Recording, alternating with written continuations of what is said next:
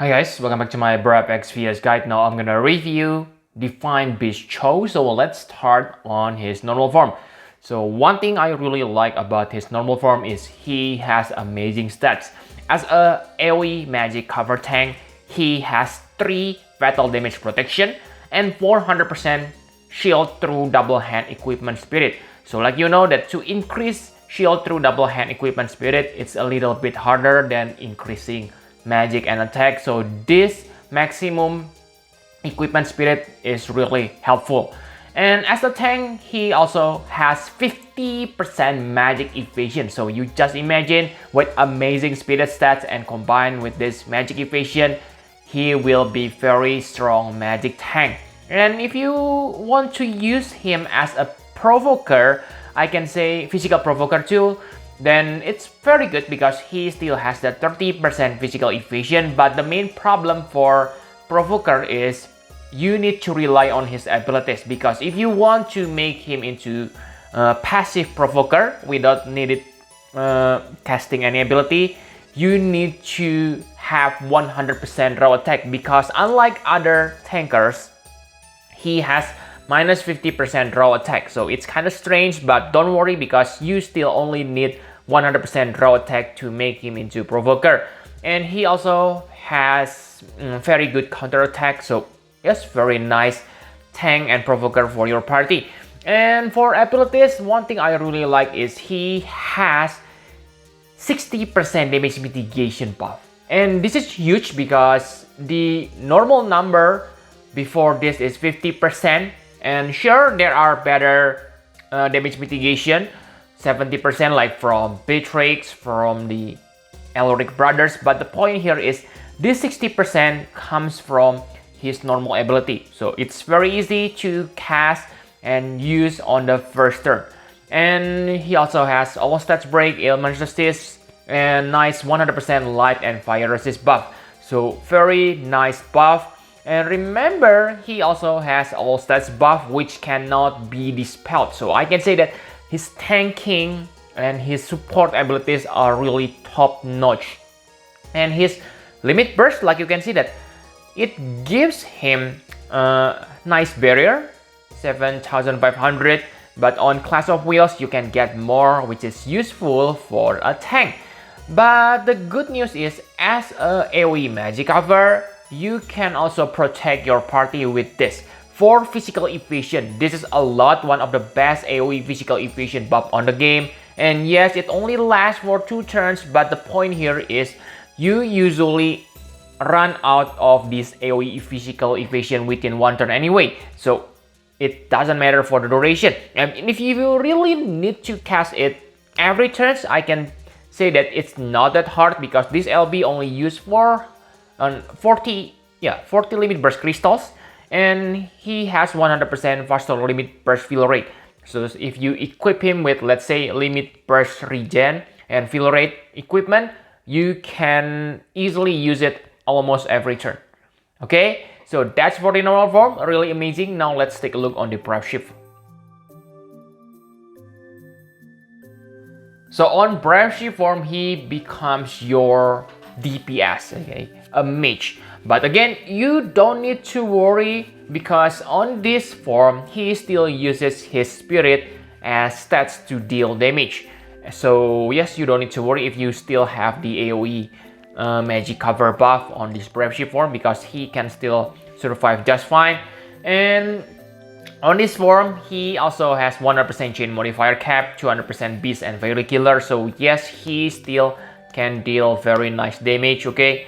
And the good things is he able to chain with Stardust Ray, Bolting Strike, and Chaos Wave Awaken. So all of them are meta chaining families on today.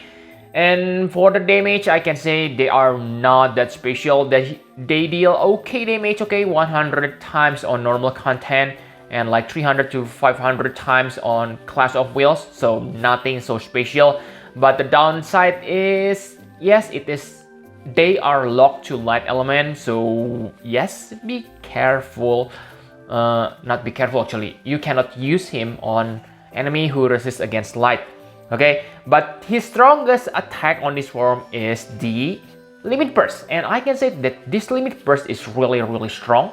because first, one thing I really like is this gonna increase your LB damage by 300% always. Okay, so it buffs yourself before you deal damage, so you don't need outside buffer to reach maximum limit burst damage buff. Very nice. And staff and letter assist light in peril are also very nice. And the downside is you need to use his grandest as a setup because you will get 150 times damage modifier to your limit burst. So it deals between 300 to 500 base damage. And with 550% limit burst damage, you can deal about 2000 to 3000 damage modifier, which is a lot, okay? Remember, this is finishing ability, so yes, it's very easy to finish and can deal lots of damage. Make sure you equip Savior of Soul Lightning STMR to increase his damage further. Okay, so that's for the Brave Shift form, very easy to use. Simply make sure you use your grandest before limit burst. Okay, so now let's compare him to other light magic finishers. So yes, you may want to compare him with Summoner Yuna, and I can say, of course, I haven't tried this, but I believe that Chow is much better on Clash of Wheels, especially on high morale, because the damage modifier is insane. Sure, Yuna probably gonna be better on, let's say, Dark Vision, because you cannot take advantage of the morale on that kind of content. But the point here is that it's only for DPS. As a character, I can say that Chow is much superior compared to Yuna, because Chow tanking, Chow support abilities, and Chow healing are much better than Summoner Yuna, okay? So this is why I really love global exclusive at this point. I can say that Chow is kind of broken in quote as a character. As a DPS, maybe not that high compared to Summoner Yuna, but yes, you get what I mean, right? Divine Beast Chow is really beast. Okay, so that's all for the comparison. Okay, I really cannot compare him with other roles. Maybe you want to compare him with AoE magic tank, but I can say that I don't need to cover. I don't need to compare Chow with other AoE magic cover because wow, he is really my favorite Light Knight. Okay, because yes, he has really amazing damage mitigation, etc. Okay, the only downside is maybe the elemental resist buff, but I don't think that's really important because you can try to tinkering with equipment. Okay, so very nice. Now my conclusion for Divine Beast Chow.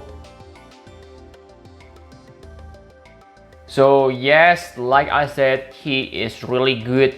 I really want to give him 10 out of 10, but I can say that the only weakness that he has is he is locked to light element. Okay, actually this is same for Terra, Summoner Yuna, but yeah, that's the only reason I give him 9.5. Other than that, he is really perfect character. I really encourage you to get Divine Beast Chow if you don't have good AoE magic cover tank because he is insane, and like Shelly says, he can protect and also attack. Okay, really good, very good tank, support, healer.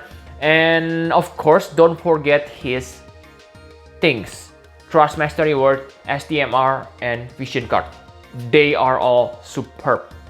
For the Light Shield, it is nice, okay, 170 spirit. But the best part is it gives you 80% in total of elemental resist. Okay, 40% fire, 40% dark. This is really good. Trust Mastery Word. And of course, the STMR, it is very amazing. Okay, for support, for DPS, it is one of the best limit burst damage boost on the game, 100%. And it also has high limit burst regen, 5 limit burst regen. Okay, it makes you reach 12 limit burst crystals regen per turn easier. 70% spirit. This stats is useful for healer, for support, and combined with limit burst gauge, wow, very decent. Okay, and for the vision card, like you can see that on level 10 you get 500 static spirit, and this is amazing because you usually get this kind of 500 spirit from premium card, okay, from premium character, but you get this from, yes, normal characters. So what's not to love about Chow? Really good. So yes, I totally recommend you to get him, unless of course you really crazy about Xenogears, because I believe they will come out within next 2 weeks maybe. Okay, I can be wrong, but yes, I only wait for Xenogears, so I go for this Chow. Okay, really amazing character. So yep, I think that's all you need to know. Thank you very much for watching. Please hit the like button and subscribe to my channel for more Final Fantasy Private Exvius guide. Bye bye guys.